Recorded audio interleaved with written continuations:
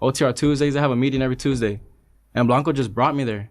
That was some G shit, right? And that was the first thing you said. You said Blanco a real one. That was you said Blanco a real one, and I'll always have love for him because when I first came to the city, I ain't know nobody, and Blanco brought me to OTR, and like. But I won't forget the fact that they brought me in, but as soon as they see me, they like me though, you know. Yeah, of course. As soon as they're like, oh, you can rap, let me hear what you got. Boom, first song, boom, kill that shit. Let's shoot a video to that shit. Boom, I killed the verse, you know. I killed my first verse, and that's how I got my name. Like literally, like, you know, how people say like move to LA and if you want to chase your dreams, move to LA. That's how it happened for me. I swear. Like the first day I got here to LA, my career popped off. I didn't have to wait at all.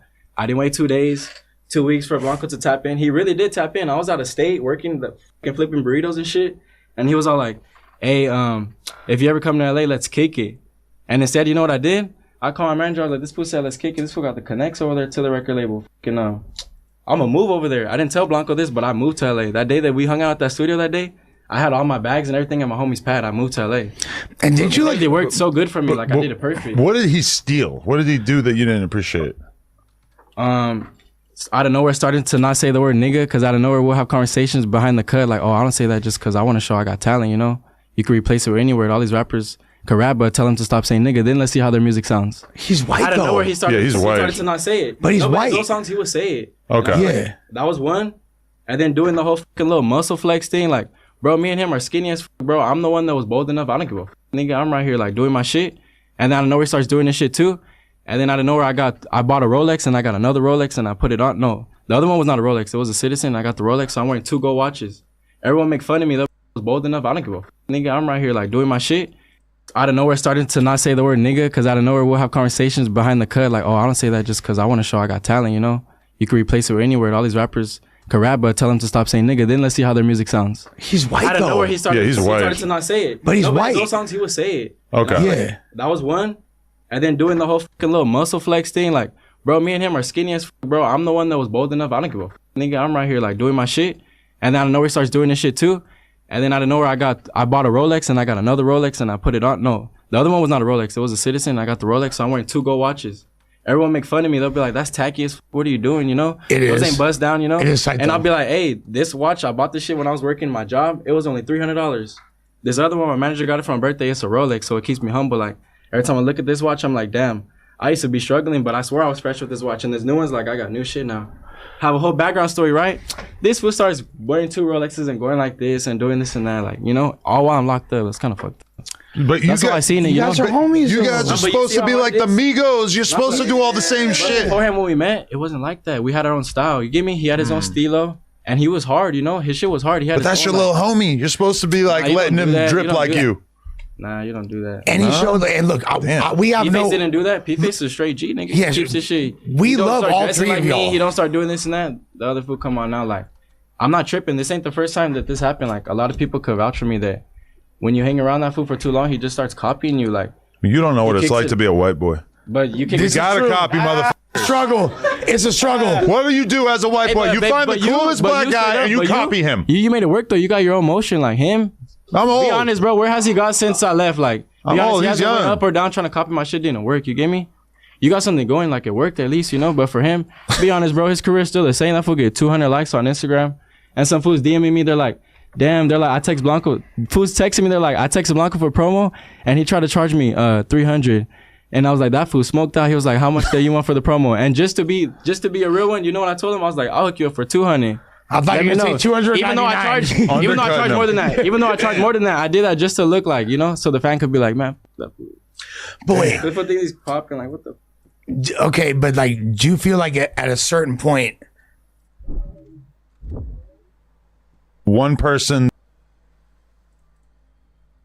Since I left, like, I'm old. he He's hasn't went young. up or down trying to copy my shit. Didn't work. You get me? You got something going, like it worked at least, you know. But for him, be honest, bro, his career's still the same. That fool get 200 likes on Instagram, and some fools DMing me. They're like, damn. They're like, I text Blanco. Fools texting me. They're like, I texted Blanco for promo, and he tried to charge me 300. And I was like, that fool smoked out. He was like, how much do you want for the promo? And just to be a real one, you know what I told him? I was like, I'll hook you up for 200. I thought you were going to say 299. Even though I charge more than that. Even though I charge more than that, I did that just to look like, you know, so the fan could be like, man, that fool. But wait. If I think he's popping, like, what the? Okay, but like, do you feel like at a certain point, the whole issue with Flip played into this? I think Flip influenced it because how I said me and Blanco were cool, but the only reason I got all this to say is because he was talking shit about me, knowing that I'm not even gonna say, but just know behind all these cameras and shit, he knows what's up with me. So for him to say, "Oh, Tommy Guns ain't like that off the internet," bro, you cat, bro. Okay, anyone could vouch for me. Anyone could vouch for me that when we got into situations, that fool didn't do shit, hiding in the car, getting into confrontations at the show. And P-Face there, all the other homies there, Sporty's there, everybody's right there, you know, having fun, having a good time. Him, when he goes to rap, after he raps, he goes into the car and he sits in his car, smokes a blunt. He's right there like, that fool got anxiety, fool. He can't be nowhere because he thinks his ops are everywhere. I remember he could, bro, I don't give a fuck about He doesn't have ops in LA. He has no ops in LA. We go to this fool's area, like the IE, like almost close to Palm Springs and shit, with P-Face, and we go to a show, and me and P-Face are outside the hotel arguing with this fool to his face, like, bro, why are you so like scared to go out? Like, what the fuck, you know? After that shit that happened last night, why the fuck are you not there? Why the fuck are you not there? He's a trophy out there. He's right there like, oh, the ops could be there like anywhere, like this and this and that. We're like, why do you care that much? You don't know what it's like. Why are you so scared? You don't know what it's like to be the biggest trophy in Palm Springs. Nah. No, we weren't in Palm Springs. We were in the IE. Still. But he was like, he's a trophy in the IE too. Might be at this party. But you not don't see really. me that scared about ops. You don't see me right there like, damn, the chaps might be here. When I'm over there in the hood, you don't see me like that. All the chaps might be over here. Who gives a f? That's some shit you keep to yourself, you know? Well, you're also... Bro, you're hiding in the car too. Tommy, make it look good. So when you talk shit about someone like me, hell yeah, I'm gonna feel offended. Like, if you're with the business, I wouldn't take it like that, you know? But Tommy, you grew up surrounded by ops. You have your hood, and it's nothing but ops all around you. There's no other homies. So I feel like P-Face like that too. You know, he lives in Compton. It's like that. Blanco, I don't know if it's like that. You were supposed to be 50, and Blanco was supposed to be the game. Well, it's kind of the opposite because I didn't switch up. But I got locked up. I don't know. Nobody thought I was gonna get out. Yes, except for it's more like Blanco's Eminem, and he's supposed to be 50. And this is what you don't realize. You know how I got locked up? And this Blanco's smoke perp, and he's Lil Pump. Yeah, I think that now we're cooking. Hey, just know, straight up, hey, whenever I got locked up for that time, just know that how I'm about to go in, I'm going in for that same case. So I was fighting some serious shit. Right. And I was in there, sitting there, and nobody thought I was going to get out. That's what made it worse. I was thinking, like, he's trying to steal my shit. So then I told my manager, fuck this. I've been sitting in here 33 days already, fool. Bail me out. Fuck it. I could have bailed out the second day. So you were Pooh Shiesty, and he was Big 30. Type shit. If you enjoyed that clip, make sure you become a member for only $5 a month. It really helps support us, and it also gives you early access to all of our content. Let's go.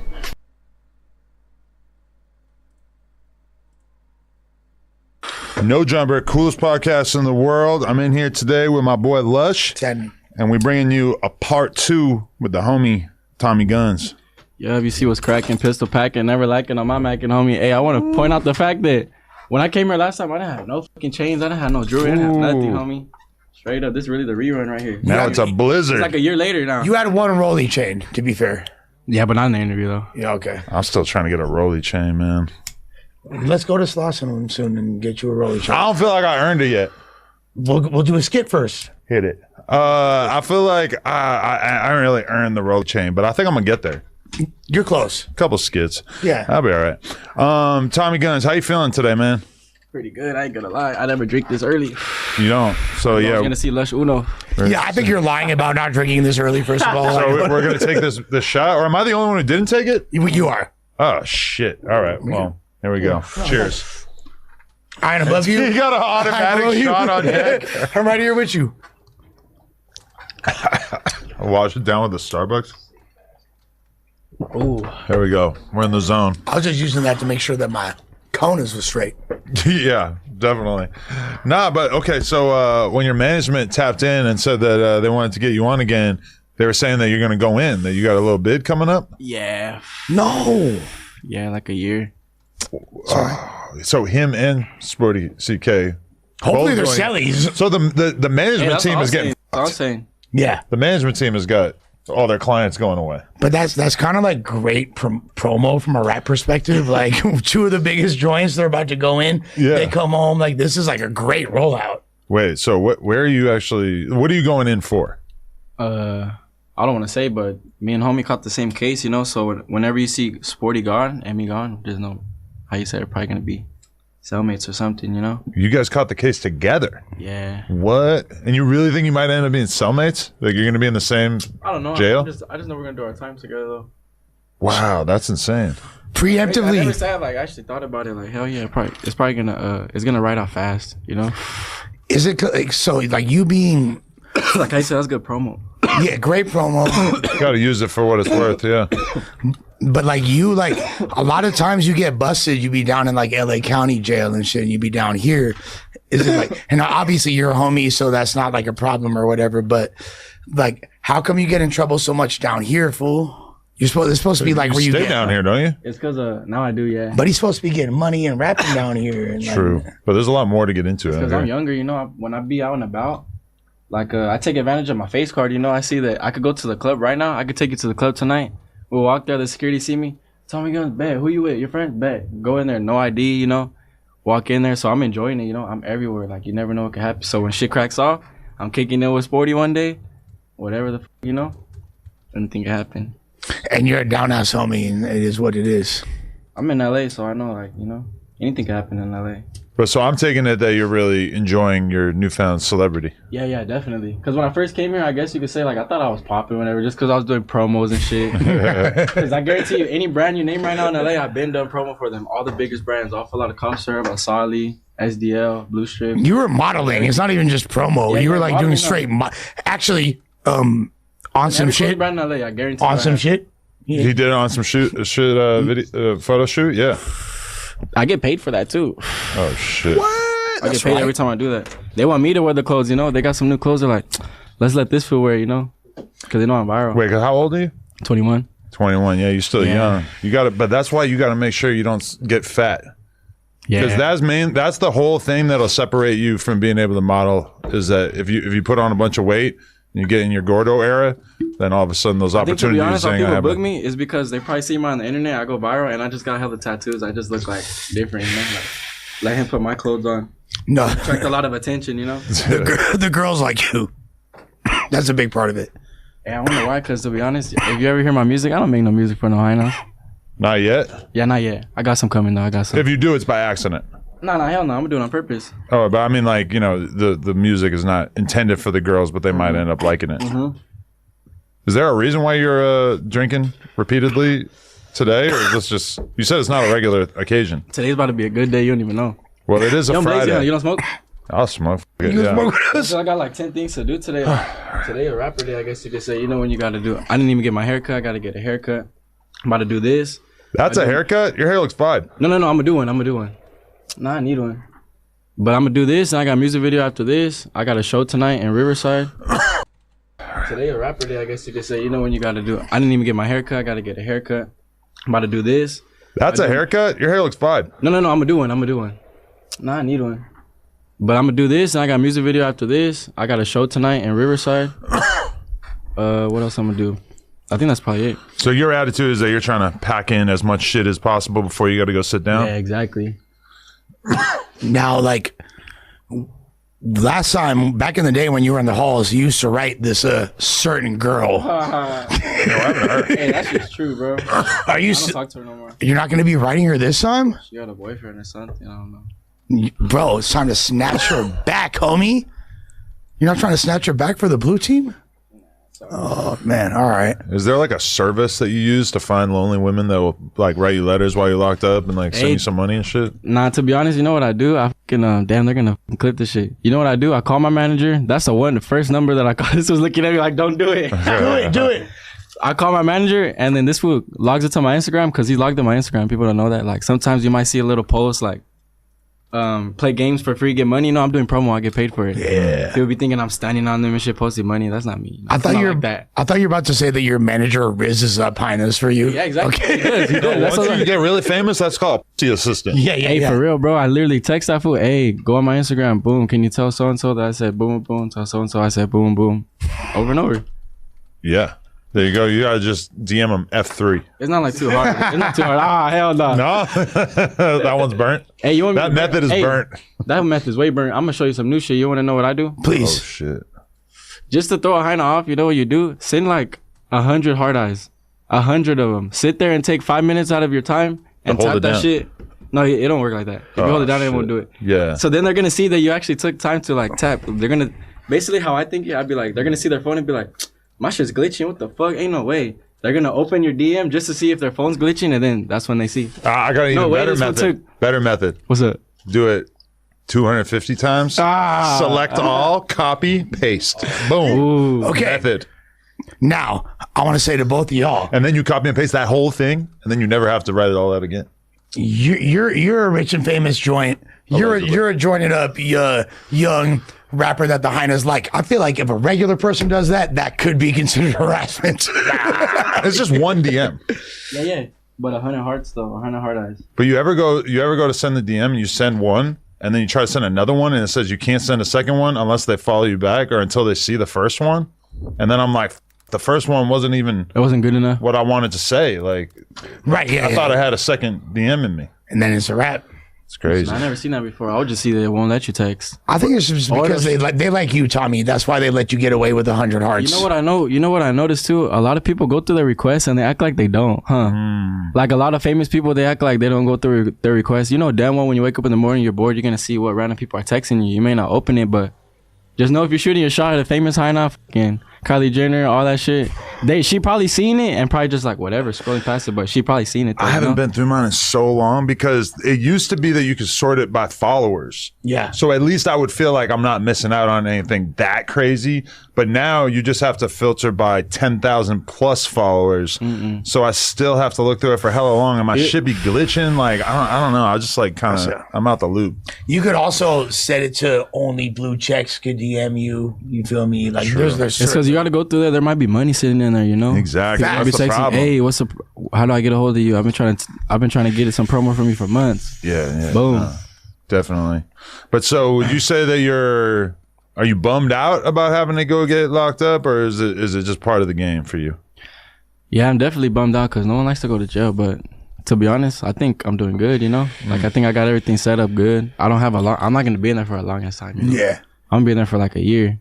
You'll be all right. You feel me? Yeah. But you've done time in different places already. Like I've been to LA County already. Like, I'm pretty sure, like, I'm not gonna act like I'm fucking big dog, but I already said my name. You over been to there. the towers? See me over there. You been to the towers? No, I wasn't in the towers. MCJ? Yeah, MCJ. You been to Wayside? Nope, I didn't go there. I was in the school dorm. So if you sign up for school and say I don't have my GED, let me get my GED here, you'll never go to Wayside. That's a cheat code, bro. If you're in LA County, you don't want to go to Wayside. Be like, oh, I don't have my GED. Let me sign up for school. But you'll go to school, but it's better than going to Wayside. You know? Was that your favorite place? The school dorm, pretty much? Yeah, it was solid right there. I haven't been nowhere else other than that. Don't go to fire camp. Nah, hell no. I'm already knowing what's up. We just found out you're not allowed to do that. Yeah. I didn't know that. I You didn't know that either? No, some of my homies are no good apparently. Oh, wow. I've been on that already. I didn't know until right now. I'm learning new Kletcha as we speak. But yeah. You like that? Hell yeah, my homie got one of those. Long live Suede. It's hard. When we first got it, somebody thought it was Drake right away. Drake? Yeah. Bruh. I'm learning new Kletcha as we speak. But yeah. You like that? Hell yeah, my homie got one of those. Long live Suede. It's hard. When we first got it, somebody thought it was Drake right away. Drake? Yeah. Bruh. No. Yeah, Drake has face tats. He did. No, yeah. If you enjoyed that clip, make sure you become a member for only $5 a month. It really helps support us, and it also gives you early access.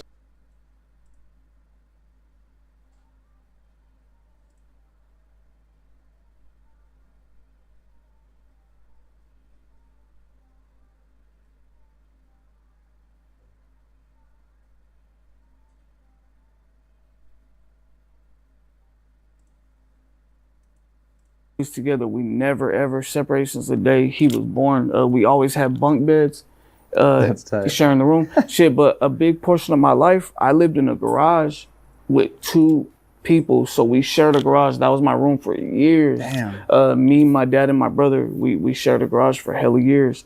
You know, so coming from just sleeping on the blow up mattress type shit, and then that was like. I didn't look at it bad. I was it was normal. Like, okay, cool. Like, we're just in the garage. And then, end up, moving up a little bit in the world and shit. Now I got my shit going, my brother got his shit going, but yeah, we were always close. Oh, but what you asked about being the level headed, I don't know. I feel like, my brother was always more level headed than me. My little brother, I was kind of like the one like acting up, you know what I'm saying? So yeah, I don't know. I didn't really feel like the level-headed part. You know what I mean? For me at least, yeah. Damn, so, you know, they say like the Mexican households kind of stick together and there's like the whole, you got the aunts, grandparents, parents, siblings. That describes it was my like house. That? It was like that? So we got a 3-bedroom house and at all times it's at least 11 to like 13 people living in it, plus a couple dogs and shit. You know? I ain't gonna lie, if you from the East, you probably feel me, or just in San Ho, like every house is hella overpopulated. You know what I'm saying? If you put up to my crib in the hood, like there's nowhere to park. It's hella cars. You know what I'm saying? But you'll think people are visiting, but that's just how it looks every day. That's who lives there. So we always had uncles living in our house, a cousin or two. And then, you know, one of my sisters might be like, hey, I'm moving back. She might come back. Like we always, I grew up in a house with my dad, my grandparents, and my grandma's dad. So I had my great-grandparents, I had him living there too. Hey, so but like, that's kind of a vibe though, cause like, bro, when you're a kid, it's dull. fun. When you're a kid, it's fun. Yeah, that's why now I always loved that growing up, but now I appreciate like when it's just I get some peace. Time. But as a kid though, it's hella fun. Always having cousins in the house and a hella extra family members. It makes it way more fun. Yeah. And then like, what was the music they were playing in the household, bro? Hella oldies, like some bass shit or like some like. Hell yeah. So my pops, he's always bumping E40, Mac Dre, Too Short. Those like the main ones. So I always gravitated towards Mac Dre the most out of those three, but I fuck with them all. Like if I hear that old school Too Short song, Getting It, I don't know if that's the album name or the song name, but the main song on that one, when I hear that, it makes me takes me back because my pops, when I was like, you know what I'm saying, a little toddler, I remember that. So yeah, but I was gonna say some and then oldies. They would always bump oldies, especially like on weekends. I wake up, my grandma's like cleaning the house. She got the music blasting. My dad got the music blasting, and so I know like every single oldie song ever made. But I just don't really slap it that much. But I fuck with it and I salute it and respect it. But I just don't bump oldies. But I know all the songs though, and I fuck with them though. Yeah, I mean, I'm surprised we haven't got the flip yet. The oldies flip. I'm not really. I like doing the samples and shit. But I probably don't go that far back. I did that No Scrubs sample. Yeah. Like that's R&B samples. I love those ones. Like, you know what I'm saying? I'm gonna do a couple more. Yeah. Oh, that's fire. So like, as a child, how were you in school? I was pretty good until like 11. When my mom and dad got divorced, excuse me, they got divorced, and little by little I start acting out. I start chilling with a whole different crowd, start chilling with a lot of the older guys, and just wanting to be like, cause once they divorced, I felt like the little like emptiness in the home, it changed, you know what I'm saying? The vibe changed. So, what's it called? I ended up going with my dad. You know, he took me full custody. They didn't really have to do that. They were all cool, but they kind of first I was with my mom for a little bit. That wasn't working because I was too out of control. Then I went with my dad. He kind of put his foot down on me. And, you know, but I ended up staying with him. Me and my brother went with him, and what's it called? But yeah, like I was good until around that age, and then my grades start dropping. I start like going outside more and kind of getting in a little trouble here and there. You know what I mean? I ended up getting caught with like I had a pack on me. Shit, it's old shit, so I'll say so. I had came up on a like a little like flat screen, and you know what I'm saying, video games and shit. I was a little ass kid. I didn't know what I was doing there, shooting dice one day, and one of the guys had hella tree on him, and it probably wasn't that good of a deal, but to me I thought it was. So he gave me like a pack for all the shit I took. He probably won on that one, you feel me? But so next thing you know, how old were you though? You were young, like 12. What? So next thing you know, I get caught with that pack at school the next day. Oh no, actually my bad. I didn't get caught at school. You know when you walk by somebody and they get a whiff you? Yeah. I walked by my mom. Damn, I'd rather damn near get caught by the police than mom at the time. And then she just snatched me. I remember she just snatched my bag and just pulled me in, slapped the fuck out of me. I remember I got. I don't mean to laugh. That's not funny, but damn, bro. Yeah, she slapped the fuck out of me, and then got sent to your dad's house. Yep, yep. That was what it was. I ain't even had that weed for like 24 hours, and then she took it, she flushed it all, and then but see, my dad, his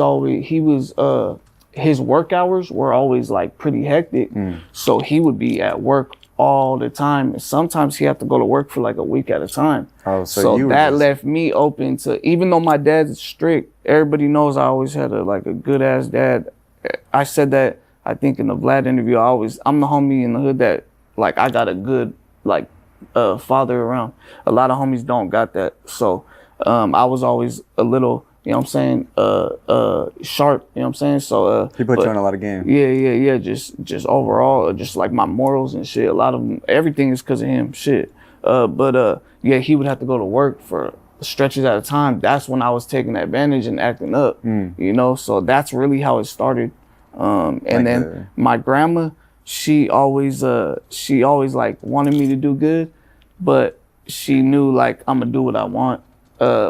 If my dad ain't, you know what I'm saying? If he's at work or something, I'm gonna do what I want. So she'd just be like, like, you know what I mean? So when you left, when mom sent you to Pop's house, right?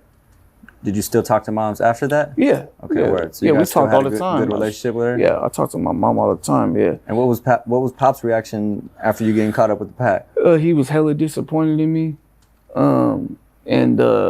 He after that, he was like on my ass, like always looking at my grades, everything. I started chilling with the homies. He wasn't feeling that. Well, he was never against it, but he wasn't feeling the types of things I was involved in. You know what I mean? My family don't judge, bro. Like you could walk in my grandma's house. My grandma isn't a chola type of lady, but she grew up around that shit, so she's fully comfortable with it. But she's always been a good woman, you know? So you could walk in my grandma's crib, bro. You can have tats all over your whole head, your whole face. She gonna treat you like anybody else.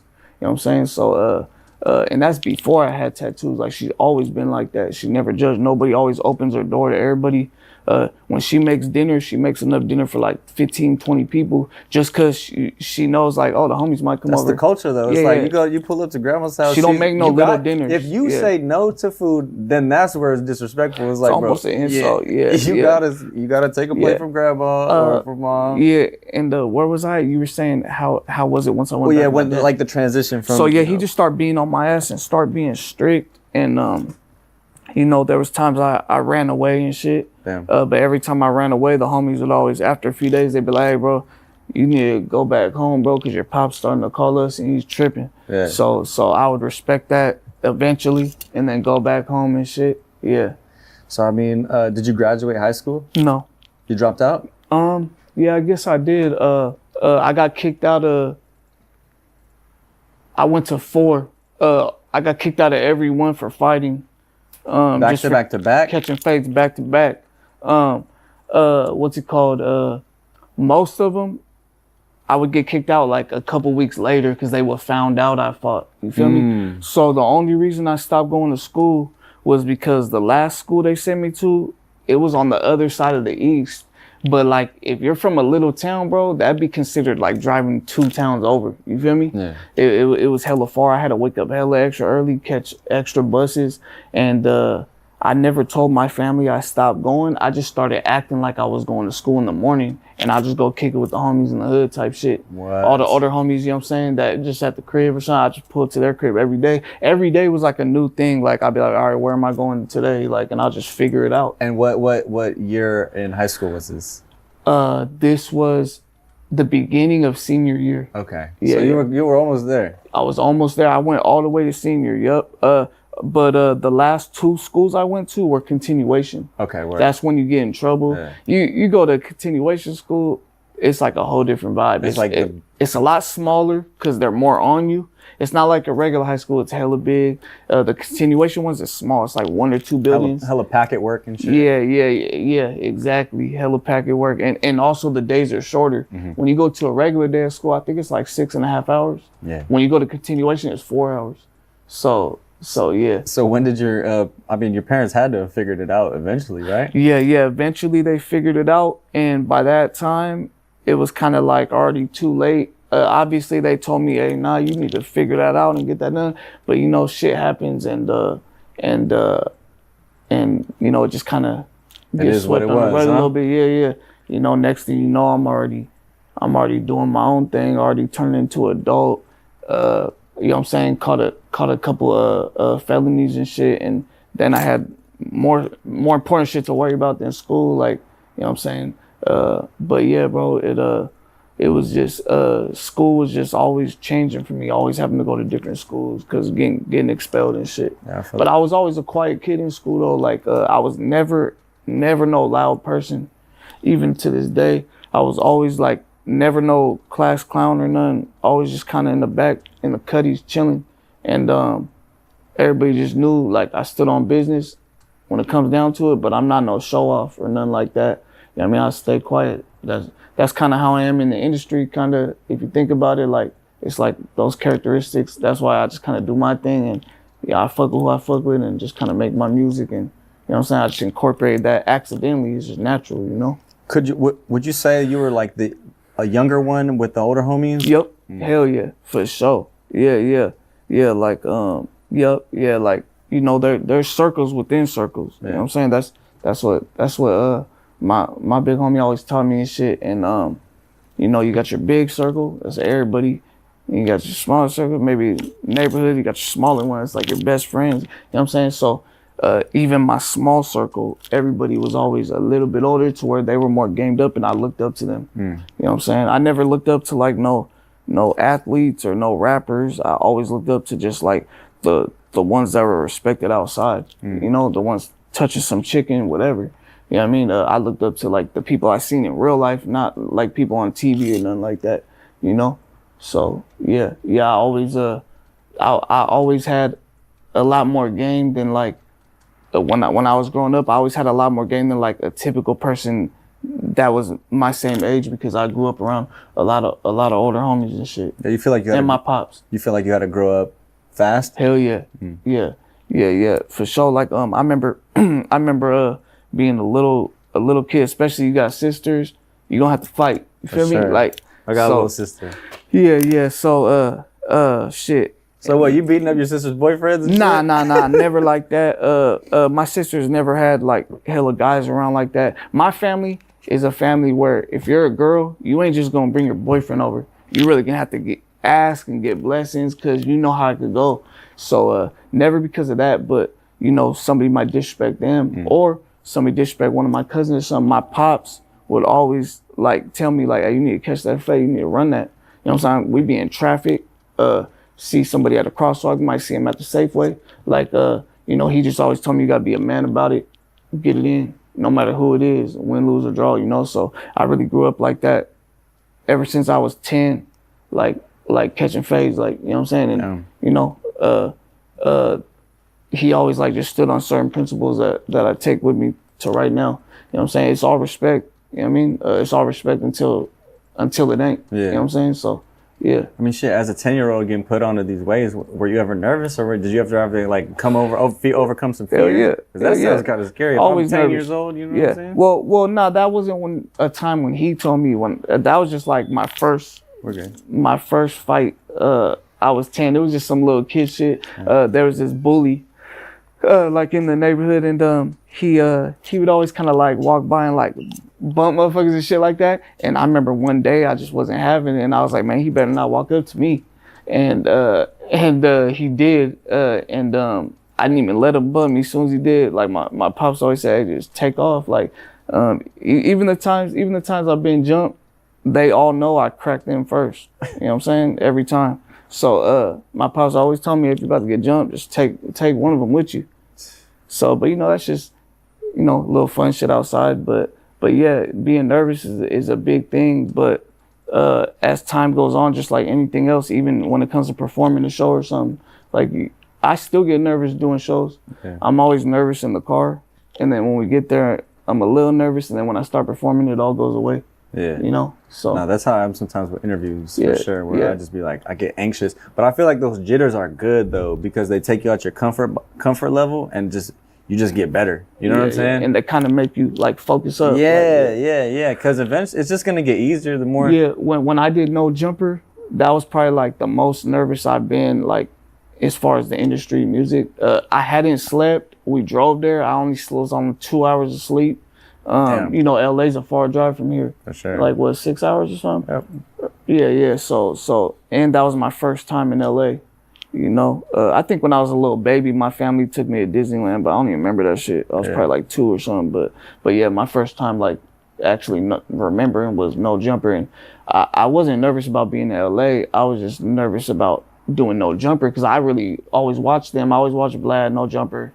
You know what I mean? Academics, Say Cheese. So when you're finally there, like, oh shit, I used to watch them like a long time ago, years ago. It looks so much different when you're in person. When you get there, on camera, it looks way different. You gotta check it, all that, and the lights too, bro. No, I definitely know the feeling, bro. And then you see all these cameras like right here, you know what I mean? That's like how their shit looks, you know? And then not only that, when you're doing the No Jumper interview, you got a guy walking back and forth snapping pictures, so you're like trying to act like he's not there, but like you're like, all right, do I look good in the pics? Like, you know what I'm saying? Like, you know, you're worried about a bunch of things. No, definitely. Okay, so like where does the music come into this story, bro? Like where were you when you first started making music? Shit, I remember I would always hear songs like on the radio or my pops bumping them, and I would like try to memorize the songs, and then as time went on, I would try to like put my own little bars in little parts of the song. Yeah. Like maybe the guy says his name, so I say my name instead. You know, little by little, I start building that up. And then one day, bro, I was in the hood and I was on the balcony. And I've only lived in 2 places in the hood, right? That's always where I lived. Either on this side of the hood or that side, right? So I was on, one's a house, my grandma's house that she's owned for 50 some years, and then the apartments, right? So I was in the apartments, we're on the 2nd floor, I'm on the balcony. Some guy walks by and he goes, hey, you guys do music? I don't know why he asked us that, right? It was a random question. And I really hadn't ever done music, but I wanted to rap, so I said, yeah, I do music, but I really didn't, you know? And he goes, well, I got a studio, and it was in the apartments. Oh, what? So I actually went, bro, and I made 2 songs, and I don't know what happened. That same day? No, okay, like same week, though. Okay. I don't know what happened. I never got those songs ever, so I never got to hear them. I don't know what happened, bro. We ended up moving back to my grandma's or something. I lost touch with him. I was like, bro didn't scam you, right? Yeah, nah. He charged you for the studio session? Nah, he ain't give you even the charged files me and stems? because we were neighbors, so he just did it for free. Damn. So wait, do you remember like the first time like hearing your voice on the mic? Yeah, because I feel like that's an important ass part of someone's journey. I remember I was feeling myself when I first ever heard my voice on the mic. That shit like turned me up inside, and I really wanted to keep hearing myself, you know? Yeah. And yeah, that was a moment, you're right. That was a moment when I heard myself play back on that speaker. Yeah, hell yeah. And no, because I definitely went back and listened to some of your old stuff, and your sound has definitely grown a lot. My sound's grown, man. Even the delivery, even my voice changed. Yeah, like the actual pitch of my voice, it was a little more high pitched back then. Yeah. My delivery, and I always punch everything in. Like most times when we get to the studio, I never heard the song till I get there. Until I'm in the booth, and then I just do a couple bars at a time, and that's just how I've always done it. So how long does it take you to make a song? It depends on the type of day. Like shit, shout out Cinco behind the camera. I just went to do something for him the other day. Like walk in there, just did a verse, like 15 minutes or something. But you know, you might catch me on a day where I'm just like, sometimes I'll go in the booth and then I just want to walk out and go chop it up with the homies, fuck around, whatever, maybe eat a snack or something, go back in like 30 minutes, an hour later. Mm-hmm. So it's never like I'm trying to rush it, but a lot of times it's really quick though, really quick. Yeah, because music's one of those things where like it's really creating off a feeling. So if you can't feel it, bro, what are we doing, man? Yeah, I'll never force it. Shit, when me and Fangus do sessions, I always tell him, and he's on the same shit, like, hey bro, we gonna link in the studio and just whatever happens. Sometimes we link, bro, we don't record nothing because I just don't feel like it. Yeah. Like, I don't like going to a studio where I'm on the clock Cause then you got the engineer staring at you like, what's up, you ready? I like going in where I'm just coming to pull up, and if I feel like recording, I'll record. And that's like when I make my best music. Yeah. So how long did it take you to get some sort of notoriety in the game? Like how long are you making music from when you first start to say that first World Star Okay, video? so I started hitting the studio, and then rest in peace, Cuzzo, also known as Cuddy Banks. And shout out Monk, he's right here too. I think I was, everybody was saying, hey bro, you need to know Monk. He fucks with Thizzler and shit like that. I was like, okay, cool. So I started hitting Monk up. Now Monk went to school with my older homies from the hood. Mm-hmm. I didn't know that at all. I didn't know he was connected in any type of way. So one day, I was like tapping in with Monk. He would respond to me. I kept trying to link, but it just wouldn't happen. And then I talked to one of the homies in the pen. He's like, hey, you know who Monk is? I was like, that's crazy. I was just trying to get in touch with him. He's all, oh, for real? I'm gonna call him right now. And I was like, damn, Monk knows the homies like that? Cause this is a homie, it's my older homie. He been down for like 10 plus. You feel me? So I'm like, damn, you know what I'm saying? Shout out to homie Flox, you feel me? That's who tapped in with Monk. And next thing you know, Monk goes, oh, you didn't tell me you was from Wooty Woop. You feel me? Oh, we tied in. Cause Monk went to school with all them. Okay. You know? So he grew up with them. So it was like automatic on the connection, like some real ties. And then one day, I still hadn't met Monk yet. And one day Cuddy Banks is like, hey, they're doing this music video. And Monk's gonna be there. Let's go. I'll introduce you. So we met at a random music video. I didn't know anybody there. We just pulled up and we tied in. And then, so your question was, how much did I drop before I got? Or like how long did it take? So I was sending Monk songs. He probably dropped a few on Thizzler. I'm not sure how long it took before In My Hood came out, but it wasn't long though. In My Hood is my first video where it's my song. I own the song. Mm-hmm. I think I did one or two where I'm a feature, but it was my first song that I shot a video to ever.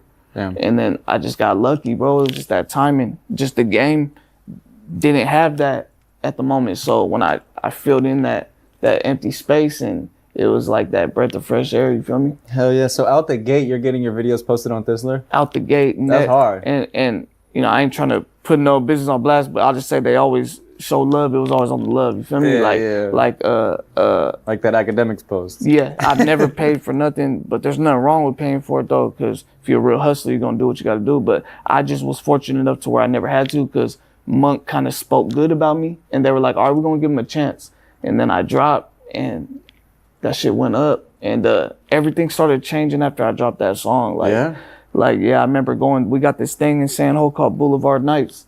It's like a thing where people go outside, and it's like a function. It might start in a parking lot, hella deep, and then people come from out of town to come to it. Mm-hmm. And then they get all the old schools, they might go drive downtown, like it just goes throughout the city. For the whole night. I go to that, and In My Hood had been out for like half a year or something, right? And all of a sudden, I remember this, some girl comes up. She goes, oh, you lazy boy, can I take a picture with you? And then the whole night, bro, was just everybody coming up to me. I had never felt that before. And I took hella pictures with people that night, talked to hella people, and that was really what made me believe in myself, like the support. It wasn't the views or nothing, because you could have some views on some shit, right? Like, for example, like on Instagram, right? You might have somebody who's hella popping on Instagram, but in real life, don't nobody know them. You feel me? Not everybody, I'm saying it's a lot. You know, maybe like an Instagram model or something. I don't know. You know what I'm saying? But you're not going to be like, oh, you're that person on Instagram. Like, but with the music, when you get that music popping, like, people will recognize you because it's music. It's something a little deeper. It's not just like pictures or something that you're getting followers off of. So everybody started coming up to me, and I was like, damn, this shit's real. Like they're fucking with me. And ever since then, bro, it just started getting bigger. There was times where I stopped, like just dealing with real life shit. Yeah. And then I pick it back up. It was always the supporters that got me back in it though. I'll run into somebody, hey, what's up? Oh, lazy boy, when's that thing dropping? When's the next thing dropping? I'm like, damn, like if I stop, I'm gonna look hella dumb, you feel me? Yeah. Like, so they would always get me back in the mood. And lately I just been like more into it, more motivated because it's more realer now, you know?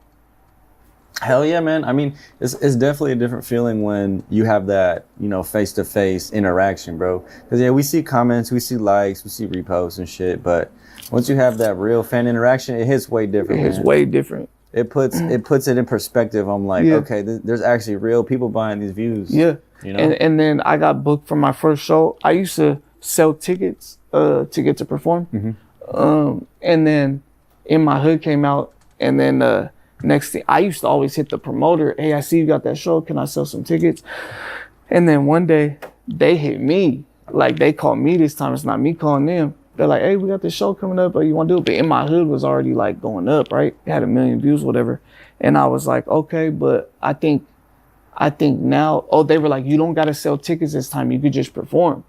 So I was like, okay, I fuck with that. I was like, but honestly, bro, like, since you're calling me, I think like maybe you should just throw me a little something. And they threw me $250, you know? And that, to me, that meant more than, like the other day, I got booked for a show for 6 bands. I got booked for 2 shows, $5,500 for one, 6 bands for the other. But the $250 meant more than the 6 bands. Because the $250 was like what let me know, like I could do it. You know what I'm saying? So that meant more than any big payment I've got. That was like, you know what I mean? Just like getting paid for my first feature, that meant more than getting the big bucks on the later ones. No, those ones mean more, you know? I definitely feel that, bro, because like I started out shooting music videos. Mm-hmm. I was doing, my first one was $80. Mm-hmm. And that first one I got paid for it, it's just like, all right, man, if I could make, even if it's $80, that means I could take it. You do that shit hella times, yeah. Hell yeah, I've done big productions too, and I'm just like, damn, that's actually super valid, where it's like, that first time you really get paid for your craft. And it clicks, you're like, damn, I could really go hard with this and maybe be something. Nah, yeah. And it's funny because when I first jumped in this shit, in this rap shit, I thought it was gonna be easier than it was. I came in like a little cocky, like not cocky, but I came in hella confident, you feel me? Yeah. And that overconfidence, it kind of was a blessing in disguise, because if I would have known how hard it really is, I might have not did it. If I would have known how hard it really is to become a star in this shit, it's hella hard. Like, you could know people, that shit ain't enough. Like, them stars gotta line up for you. And I'm glad I didn't know that, because that might have discouraged me. And I would have been like, oh, that's knowing how hard it really is. Because like I said, going viral, I've been viral a handful of times. Viral is lucky, bro. It's not nothing to do with skill. It's not nothing to do with talent or work ethic. You could literally never have made a song a day in your life and go viral the first time you rap. Yeah. Or you could have been working for 10 years and go viral 10 years later. It's luck.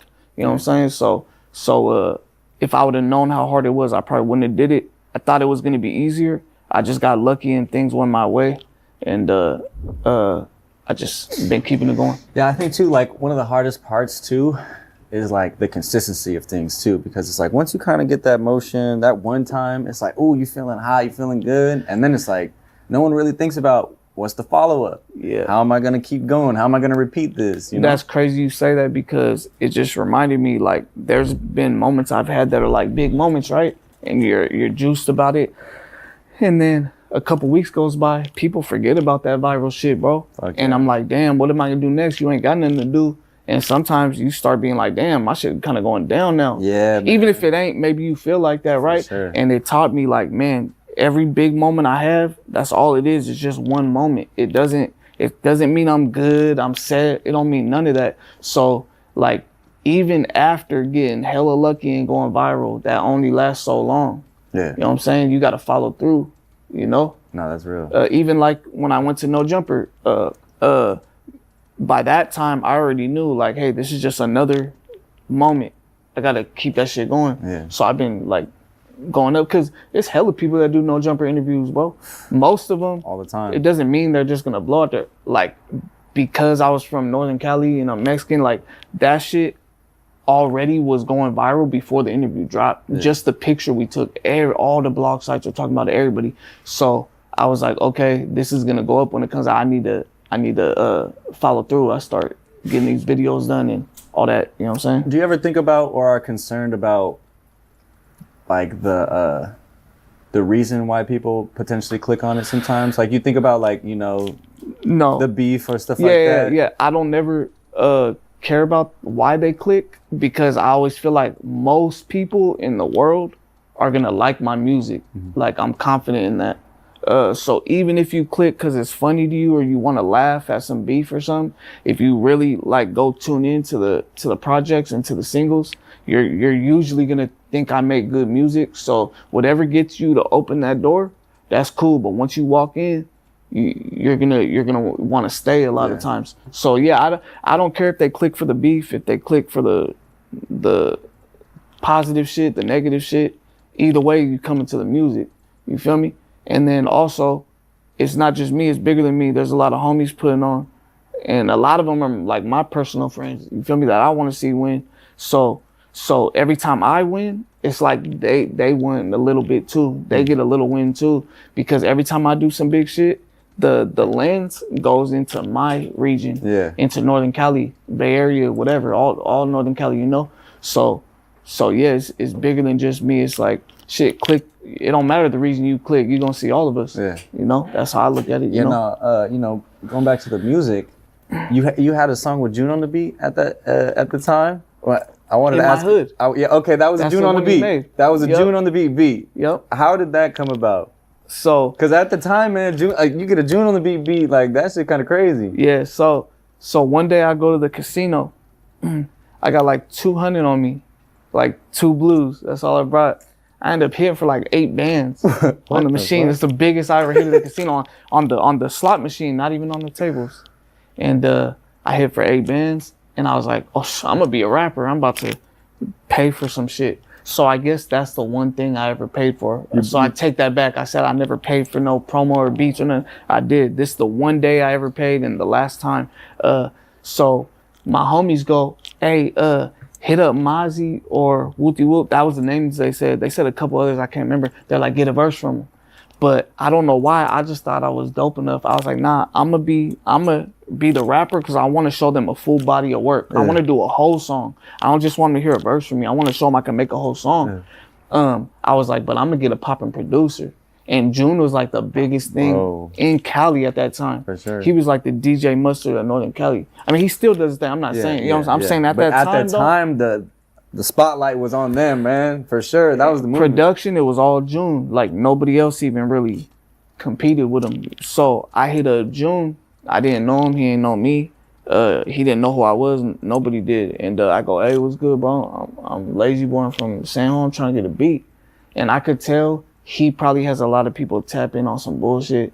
And he was like, hey, bro, my beats is 300, 400, whatever he said. So I could tell he's used to people just stopping the DM after that. I was like, it's good. How do I send the money? And he's like, can you go to my bank right now and drop it in? I was like, yeah. He's like, well, just throw me 500 and just get 2 beats.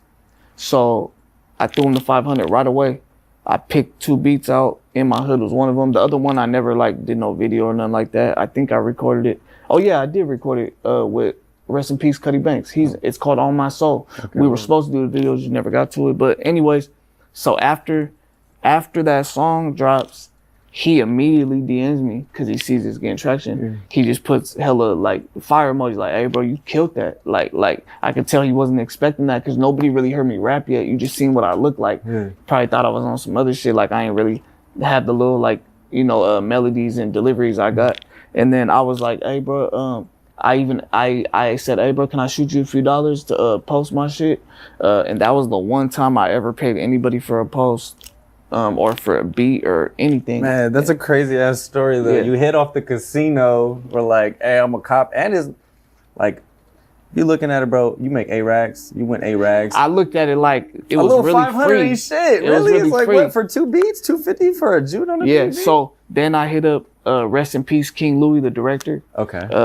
I got him through A-Wax, shout out A-Wax, that was his director. That was the first director I ever met. Yeah, rest in peace, King Louis. I didn't know him either. Yeah. And I was like, hey, how much for a video? I think it was another 500 or something, you know? And then I go to the engineer. I never met the engineer either.